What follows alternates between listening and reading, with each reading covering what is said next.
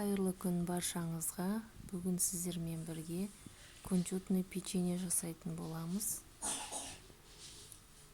Бізге керек заттар: алдымен бөлме температурасындағы 82% сары майымызды ыдысымызға саламыз. Оның үстіне қант ұнтағын салып, жақсылап араластырамыз.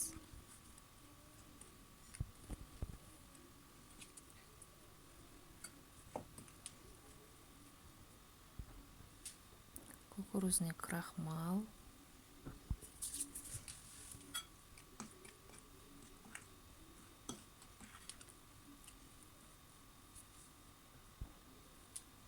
сұйық майымызды құйып араластырамыз.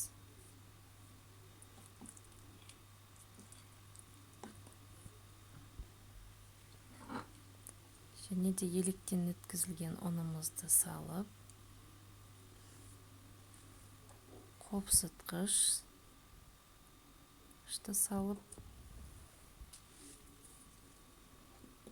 қамыр илейтін боламыз.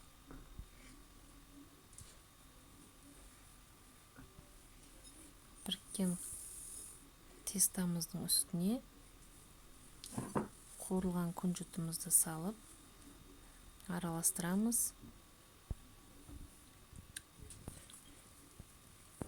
Бізде мынандай жұмсақ, қолға жабыспайтын қамыр болды.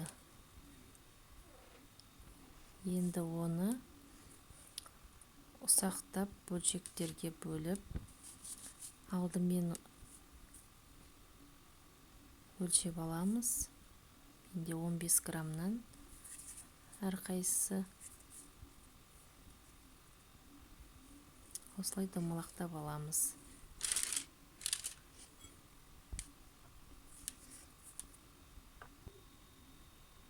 Осылай жасап шығамыз бәрін.